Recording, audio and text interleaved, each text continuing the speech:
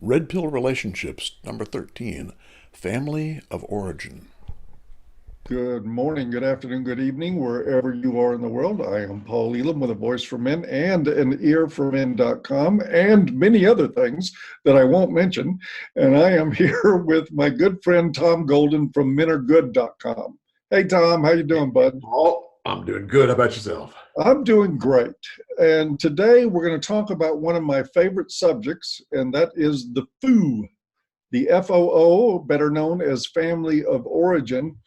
And I can't personally think of a more important topic for men to get very acquainted with in their lives in terms of understanding themselves, because your family of origin, whether we want it to be true or not, your family of origin forms who you're going to be.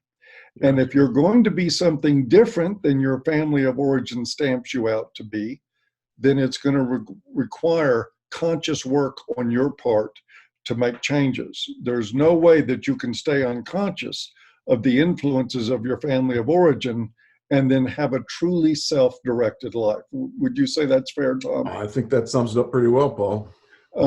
I know for me personally, it's been just a hugely important part of my life, that work. Yes. And that work is sometimes painful. It is sometimes very uncomfortable. It is also very freeing. It releases you from, because look, family of origins all have some measure of dysfunction. Tom, stop me anytime I'm wrong here. Have you ever met a fully 100% functional family with no dysfunction whatsoever? Doesn't exist that I know of. And that, I'm sure, given your experience, involves having met lots and lots of families. Lots. Yeah, me too. Lots and lots of them. Yeah. And I've never met one that was fully functional. There is some forms of pain and hurt in childhood that come from all families from the dysfunction. They partially shape who we are. And part of the objective to me in red pill life is not just to look at our relationships with women, look at gynocentrism, look at hypergamy, look at the misandry in the world against men, and learn how to resist that and to push that stuff away and out of your life. It's also to take the scripts that you were given by your family of origin and to evaluate them and then to choose, do I want this to be me? Because, you know, your families can give you really great stuff too. And once you examine the script and say, okay, that works for me. Like, you know, let's say your father taught you to be strong and stoic, and that happens to work a lot in your life. Hey, you can employ that script consciously, and now you're doing it of your own volition. You're not doing it just as an automaton that was programmed by your family. You're doing it because you've chosen to, and that makes all the difference in the world. Yes. And on the other hand, your father might have taught you to suppress all your feelings and to be so stoic that you can't acknowledge your own pain. And in examining that, you can decide, you know what, I don't want that to be me.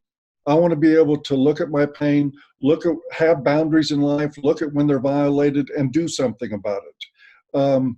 So you get the point here is that your family forms your worldview. From the time you're an infant coming out of the cradle, you see the world through your parents. They tell you, they're your major interpreters of what the world is. And so you learn to see it through their eyes. And the process of doing family of origin work is truly the process of learning to see the world through your eyes. Yes, exactly. And so for me, this is a real big part of what I call red pill living, is that you've got to get there's other factors you got to get right with women, but it's really important to understand your family of origin, where you came from, so that you can have a much better idea of where you're going and how to get there consciously instead of unconsciously. Yes, and I think, What do you Paul, think, Tom? the family of origin stuff, also, the family tells us who we are. You know, they define us in a lot of ways. Oh, you're selfish. Oh, you are too nice, or all kinds of things that we pick up from the time we were, 0 years old until we're 10, 15 years old, that we start to just swallow and digest. And that becomes what we think we are. And what Paul's talking about is making a huge shift in thinking and taking an adult mind and looking at yourself consciously and saying, what am I? Am I what my parents said I am, or am I what I think I am right now? And really going with what you think you are. Because, man, we all get moved in one direction or another by our parents. Sometimes it's positive, sometimes it's negative. But no parent is a perfect person. And because our parents are imperfect, they're going to pass on to us their own imperfections. So you can kind of gauge the amount of crap that you're going to have to put up with by how developed your own parents were. You know, if they were abusive, you're going to probably have a lot of stuff to go through. But if they weren't abusive, you're still going to have things to go through because they weren't perfect people. They've got stuff they're going to put onto you because they weren't able to really digest it themselves, you know? And I think Bradshaw says, Paula, you know, the whole thing boils down to, can the parent love the child for who they are as they are, you know? And to some degree or another, no parent can. Exactly, exactly. And this doesn't mean that you let Johnny do whatever he wants to do. No, you can love Johnny and still tell him, no, Johnny, you're not to do that or not to do this. You know, that has nothing to do with limits. It has to do with perception of who people are, you know? And so we get these things built into our biocomputers that we automatically think we are that. And sometimes they really need to be rechecked. What Paul's talking about is just rechecking, saying, okay, is this what I think I am or not? Because, man, a lot of this stuff, it took me a long time to go through some of it. And you don't believe it for a while. It's like, nah, that's bullshit. You know, I'm like, but I was wrong. But it took me a while before people, you know, a lot of people would give me feedback. Oh, this is all blah, blah, blah. Ah, that's bullshit. And it takes a while to soften that part up and to believe in yourself enough to say, oops, maybe they're right. Oh, man, I don't think you can overstate what Tom just pointed out in terms of your parents or your family forming your view of who you are. Yes. We talked about the outside world and what the world was. But the real critical point here is what Tom pointed out, is that your family shapes what you believe about yourself. Yes. And if you have dysfunctional parents, and we've already agreed that everybody's parents are dysfunctional to one degree or another. Some parents are very dysfunctional. Some parents shame and humiliate their kids, tell them they're inadequate, tell them that, you know, no matter what they do, it's not good enough. And then you have mothers who don't like the father and tell the son, you're just like your father, after having talked for 3 days incessantly about how bad and terrible the father is. Then she turns to the son and says, you're just like your dad. And what he ends up going up believing he's bad. Yes. People enter therapy all the time because they believe there's something terribly wrong with them, and it's nothing more than an idea that's been planted in their minds by their family. Yes. And this plagues people all across this culture because what do? We tend, unless we have a moment where we stop and look at our own lives and dissect things, we tend to act automatically. Right. We just march through life like the automaton, you know, following orders. Yes, I'm bad. Okay, I've accepted that. And then, but it feels bad and shamed. And next thing I know, I need to reach for a drink to kill some of the pain. Right. I reach for some drugs. Right. I reach for some sort of sexual acting out. There could be all kinds of ways to handle and manage that. And our parents, God bless them, they do their best. I mean, one of the ways it's really important to point out in this discussion, to me, Tom, this is not about blame. It's not about blaming your parents for what's wrong with you. Understand, your parents went through this too with their parents and their parents before that. If we're going to play the blame game in this, we need to go back multiple generations and find, you know, the first alcoholic in your line or the first dysfunctional person. Lots of luck with that. And then we can blame them. This is about responsibility, though. It's about understanding whatever your parents did. Okay, they had it rough growing up. They did, in general, what most parents do, which is the best they could with what they had to work with. That's true about most parents. They really do try to do their best. Yes. And a lot of times their best is really fucked up. Yes, exactly. And you have to be able to carry both of those ideas in your head at the same time. That on one side of the coin, they did the best they could do. On the other side of the coin, what they did wasn't that good in a Yep. lot of ways. Yep. And if you can embrace both of those concepts at the same time, you can avoid a lot of unnecessary raging and anger at your parents as the so-called source of your problems. Because in the end, whose responsibility is it to fix us, Tom? Now who would that be, Paul? That might be our responsibility, Tom. The old US, us. And that in family of origin work, and I'm sure Tom can confirm this, one of the places people get stuck when they're actually doing this work and they're trying to gain the insight is, and this is one of the things about psychotherapy that is an inherent risk, is that you can get caught up in the anger at the abuse and you can rage the rest of your life. Yep. If you want to. Yeah, you can get stuck there. You can get very stuck there. And it's an easy place to get stuck, because you feel so justified. And in a way, you are justified, That's part of the problem. I know. Come by it honestly, Exactly. I mean, if you're abused, you should be pissed off, Absolutely. And you should have the right and the opportunity, and it's a healthy thing to vent that anger. Yep. But it's also important to ask yourself, what do you want to do with this anger long term? Yes. What role do you want that anger to play in your life? Yep. Because it can become a cancer. And it doesn't change what they did to you. Yep. Being angry at them is your way of, sort of vomiting out the trauma of the abuse. Yeah, nice. But it doesn't change what they did. So you can vomit out, and then you think about what they did, and the next thing you know, you need to vomit out again. Yeah. And you may need to do that a few hundred or a few thousand times until you're ready to move on. But Tom, one of the things I think my clients will get the most frustrated with me about is when I tell them that if they want long-term healing, they have to forgive the people that hurt them. Yeah. You can't get too far unless you start with the forgiveness.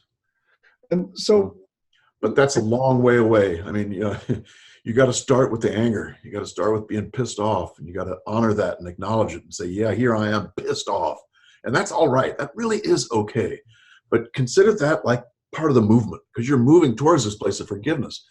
But you can't get to forgiveness just by smiling and going, oh, it's okay. No, it doesn't work. You got to be pissed off. I mean, that's why it's good to have, someone around who knows how to deal with your anger, who knows how to deal with your pissed offness.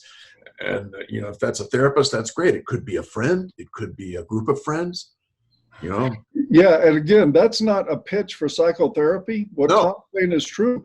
Some janitors make the better psychotherapists than many PhDs that I've met in my life. Man.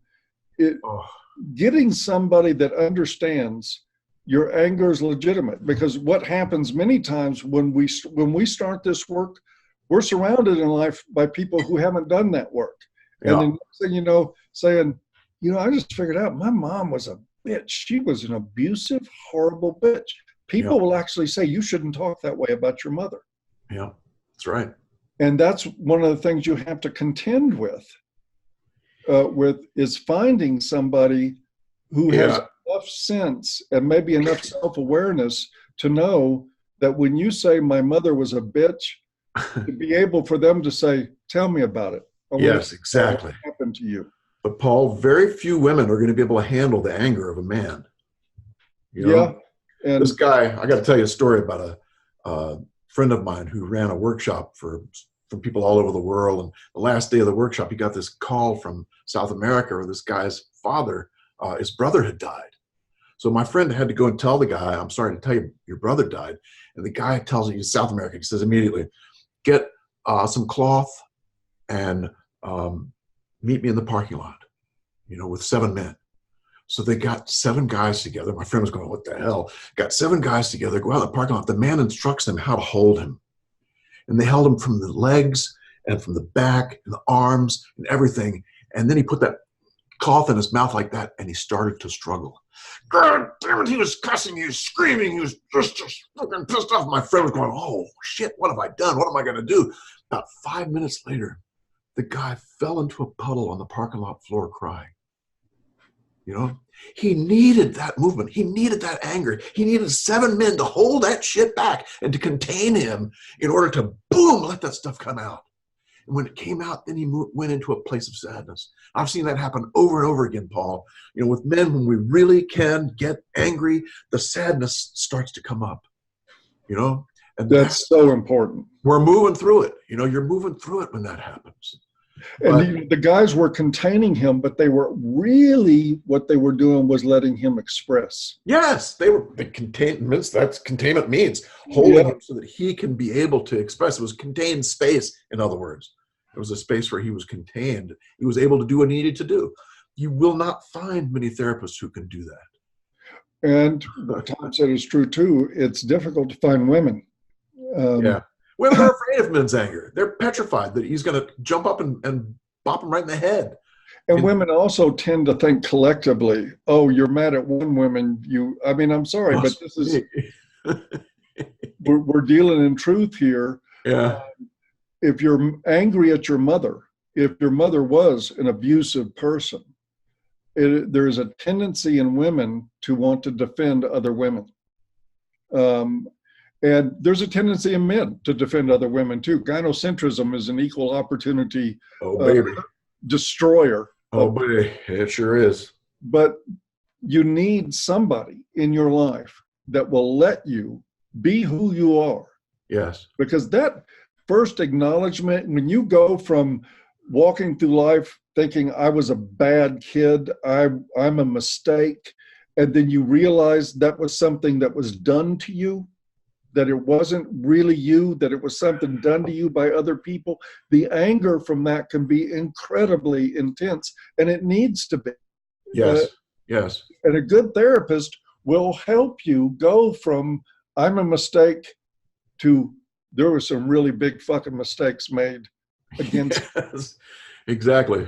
And that process is an emotional one, but I would argue, you know, somebody once said the greatest tragedy in the world is a life lived unexamined. Yeah. That if you go from cradle to grave, never knowing who you are, only living some script that was handed to you. I saw a meme on the internet today, was great. It said, tradition is nothing more than peer pressure from dead people. I love that. That's good. That's good. And we do have traditions like you don't talk ill of your mother, or you don't speak ill of the dead. Yeah. Or you don't badmouth your family. And all those come into play. Yeah. And if you've already been trained to believe that you're a mistake and that you're the one that's wrong and that it's all your fault, then boy, what about the shame that comes with standing up to all that? Yeah. It can get very intense. And sometimes it's the anger that'll get you over that shame enough to express it. Yes, exactly. Exactly. So what can men do about this, Paul?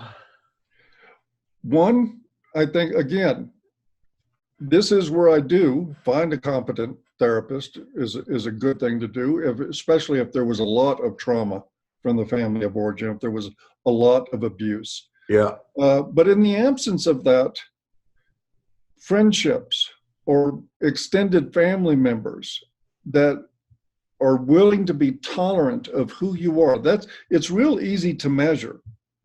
Is if you say to somebody, my mother used to humiliate me as a child.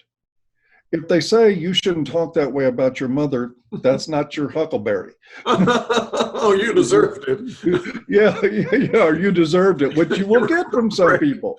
You know, some other guy who was shamed and humiliated and still thinks it's his fault is likely to tell you it's your fault too. Exactly. Misery loves company. Precisely. You got to find someone who's fairly developed, someone who's let go of their shit, you know, and sometimes that can be the janitor, you know, sometimes it can be the guy who's at the grocery store. Who knows? So get to I've heard of people, honestly, Tom, that went through and like put a finger on a page or threw a dart at a phone book and called strangers yeah. and said, Huh. I need to tell somebody about my life. And Huh. a lot of times people would hang up. Sometimes people would say, okay, I'm not doing anything, and listen to them. How about that? That can be Interesting. a powerful tool, Oh you know, man, really? to tell it to a stranger. Yes. If people in 12-step programs have sponsors for this, and if you're in a 12-step program and your sponsor uh, doesn't think you should speak ill of your mother, you need a new sponsor. Yeah. But find somebody, and this is one of the big things for me. The onus is on you. Yes. When Tom asked what can men do, we need to talk about what men can do. Find somebody. Make Yes. that your object in life. Your objective in life is that you find somebody that you can connect to and be honest with about your background, who won't shame you, who won't tell you to shut up, who won't get tired of listening to you. And that person may be a sibling, Paul. So don't count your siblings out. Check out, see if you've got siblings who are ready to talk about this kind of thing. And if you do, man, that's a boon, because they know the territory. They know what you went through because they went through the same crap. Yeah, if you've got another scapegoat in your family, they'll listen to you. Absolutely. But no, that's a real back. Well, and then if you're talking about a family hero as a child, they're probably not going to want to listen. So you've got to evaluate some. But Yes. the point is, you've got to do this. You've got to figure out a way to get connected with another human being that can hear your story and that can let you vent. Yes. And you've got to be responsible for understanding, no matter what you feel in the process. If you feel awkward about it, if you feel shame about it, this is one of the few times I'm going to say man up. You need to man up and plow through that shame and through that hesitance and understand you deserve to tell your story. Yes. And to remember that if you look back at your childhood and you were shamed and humiliated, I'll get it. that was wrong. What's that? Nothing. I was kidding. May have to cut that part because I had a Skype call. Somebody tried to come in. It's all right. We won't put them in here. Okay. Man. But anyway, where was I? You've got to find something, guys. The family of origin work is exactly that. It's work. It's stuff you have to shoulder to get done. On the other side of it, though, there is nothing in this world like breaking free of those scripts. I can't describe it. It's a huge relief. It's a huge relief. You won't know the relief until you do it. It's really quite amazing. The other thing you can do, guys, is once you find someone, start writing out your own story. Write out just for yourself, email something to yourself, and just start writing your story out. What happened to you? What people told you were. Write it out. Then maybe share that with this other person, because that can really help. Here's what happens. When you write something out, it puts you into a different space in your brain. So different memories pop up. When we write something, it brings up different memories. Then, once you've written it, read it out loud to someone, because the reading out loud to someone puts you in a different space altogether again. And so we find these different spaces: writing by yourself, reading it to yourself, reading it out loud. All of those different things do different stuff to us. And it starts to bring up old memories. It starts to bring up old crap, and you're letting it go. Because, the whole thing about telling the story, Paul, that's the PTSD is basically healed by being able to tell the story within a safe place. If you tell the story and you're feeling, terribly anxious or threatened or whatever, it's not going to help. But telling it in a safe place seems to help. And the Army, Paul, has this thing now where they say you have to tell the story 641 times, for an old war PTSD. And they say that's enough then to be able to put it to rest. But I haven't tried the 641 yet. But I do know that repeated telling of the story tends to help put that story in a place where you can kind of swallow it.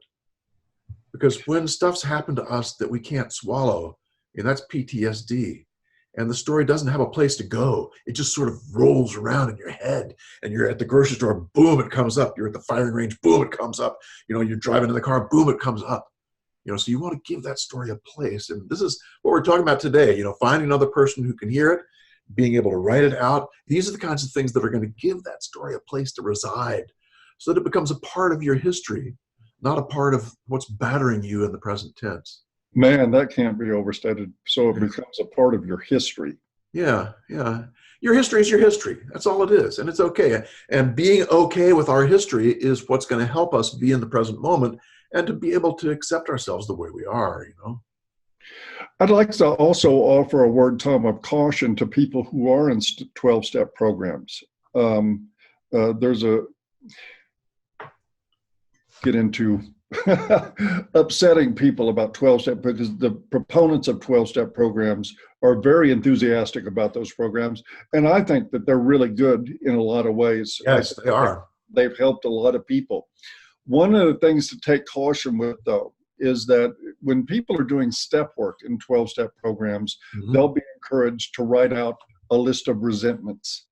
Right. Everything that they feel. And part of the writing that list is to talk about what was your role in developing that resentment. Right. Fuck that.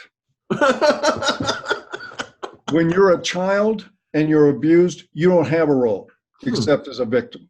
As an adult, it's a different story. We can talk about that all day long. Like I'm fond of saying, there's no victims, just volunteers. And I believe that fully for adults. I'm not talking about that. If a child is beaten or abused, the fault is with the parent. And to sit and say, what was my role in my father bashing me? If anybody in a 12-step program has you doing that, they're not helping you. And I need to say that. But that is one of the things, if your family of origin abuse has resulted in addictions and things like that, and you've sought help in 12-step programs, properly applied, those steps can do exactly what Tom and I are talking about. Yeah, I agree, Paul. It's critical. You cannot have children think they're responsible for something, because that is their natural response. When children are abused, the first thing they think is, I did it. If I hadn't done X, Y, Z, this would not have happened. So they take that blame on themselves. They pile it on. So if you've got a program that says, well, how was your fault in this? That's bullshit. Kids don't have the responsibility. The adult is the adult. They're supposed to have the responsibility. And if they don't, it's not the kid's fault. But you're right. Kids internalize abuse. Oh. They take it on. They blame themselves the same way they blame themselves when their parents divorce. Yes. Any kind of trauma in the family. Yeah, children, partly because of childhood narcissism, is that they think it's all about them. That's what children do. And that includes the bad and the good. Yes. So again, strong caution there. If you're dealing either from yourself or from outside yourself with the message of what did you do to cause this, that's exactly what we're talking about battling here. The other thing people can do, Paul, with something like this is to just spend 15 or 20 minutes being quiet and not doing anything. Just turning into yourself and just being quiet and see what happens.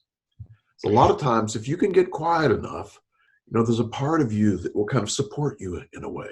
You'll start having thoughts and ideas about ways to go and do things. You'll start to have thoughts and ideas about things that might help you with this or that. And good things happen when we get really, really quiet. Solitude has been a huge, huge help for men for thousands of years. Take advantage of that, because it's powerful stuff, man. Just getting quiet, go fishing, go out in the woods hunting, who knows what. But just being quiet for a while can really help. Some guys golf and they do that. They won't say a word when they golf. They just go out and hit the golf ball, and they're just with themselves, But even better to just be by yourself, be quiet in a room that's darkened, and just let whatever's there come up in the solitude. Finally, for me, real important thing that men can do is make a commitment to themselves about their inner dialogue. We all have inner dialogues. We have, oh, I fucked up, and we don't say these things out loud. I fucked up. I always fuck things up. I make a mess up things. I can't do anything right. Just these tapes. These are the words of the father or the abusive mother coming through your mouth later in life, which is what happens with childhood abuse. But your willingness to stop for a minute and tell that inner critic, thank you for sharing. Now sit down and shut the fuck up.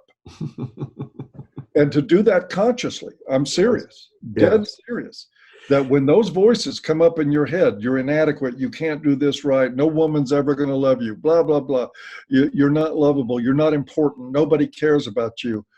For you to stop everything in your life, I don't care what you're doing, take your hands off of it and stop for a moment and tell that inner critic to shut the fuck up. That they've got nothing to say that you're interested in hearing and you're tired of their lies. Yes. And then you move on and you do that over and over and over and over. And one day you'll find you're not having to do that very often. Yeah. Yep, because those voices do quiet down when you tell them to consciously. And we've all got those voices, man. It's just, the Hindus talk about the mind is like a wild horse. It's like it just runs wherever it wants to run, anytime it wants to run. And the same thing is true with our minds.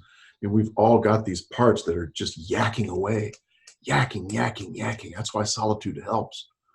First thing that happens is you start to go, oh shit, listen to the yakking, and that's when you got to say, no, thanks. It's like a salesman comes to the door at dinner time. We're having dinner. No, thank you. Fuck you. Yeah, you got to, it's just like Paul said, you've got to do that. You've got to tell it, no, thank you, fuck you, because these thoughts will keep coming back over and over again. They get reinforced. Let them go. Yeah. Speaking of letting go, you think that's enough for today? I think that's enough for today. I want to include something on the end of this, though, very important. If you're watching this and you're not a patron of Red Pill Relationships, this is a one we're putting out there to the public. That's right. I'd forgotten about that. To encourage, more support. We love your support. First of all, thank you to all our patrons and our subscribe stars at Red Pill Relationships. We very much appreciate your support of this work. And occasionally we put one of these episodes out for everybody to watch. And we've covered a lot of other topics. We just covered, fighting to win. There's a whole list of them. This is what, number 13? I think so. Yeah, I think this is number 13 now. Yeah. So there's many other that we put out, and we're doing this once. No. Shit testing, saying no, having boundaries. I mean, we're covering what goes on, and it's real important to know that your family of origin work, if you want something with a profound impact on your relationship with women, can you imagine if you won't tolerate bullshit, negative voices from your parents echoing around in your head, how much nagging do you think you're going to put up with? Exactly. Because if you can beat that and develop those boundaries and have that self-respect that comes with doing the family of origin work, then it is 10 times easier to have boundaries and to take care of yourself with women. That's simple physics of psychology that works every time. If you can have boundaries about your family of origin, and if you're not going to be controlled by them, your likelihood of being controlled by a woman in a negative way is much, much less. Yes. Amen to that. So we do all these, and we're putting this one out, hoping you guys will follow one of the links below. Give us some support on Subscribestar. If you don't like Patreon, Subscribestar is there. They're a free speech platform. We're also on Patreon. You can go there and, for as little as $1 a month on either platform, you get all 4 of these programs per month. Good deal. We think it's a good deal. I think it's a good deal. Yes, it is a good deal. And it's fun doing them. We've had a good time. It is fun. I love these discussions because one of the things that we're doing that I think is so important is that we're having psychological discussions, mental health discussions for men that they will never get from the likes of the APA Right. and all their acolytes. I was just thinking just a moment ago, Paul, what if feminism had done this for women, had given them this kind of idea to take care of themselves for women And the instead of blaming. responsibility to do it. Yeah, instead of blaming men, where would we be today? I think we'd be in a much different place. We'd be in a much different place. And we would be in a much different place if the mental health establishment was actually encouraging men's mental health instead of shaming and humiliating them like bad parents. Amen to that. So that's part of the what I call the holy agenda here, is to at least provide one place on this godforsaken planet where men can go and actually get information that's a benefit in their lives from mental health people. Yeah, there you go. And with that, I remind you that men are good. Men are good. As are you. Yeah, come see us on Patreon or Subscribe. We'll see you, Paul. Guys next time. Take care, Tom. Bye-bye. Bye-bye. Turn the thing off. Why don't you turn the fucking thing off?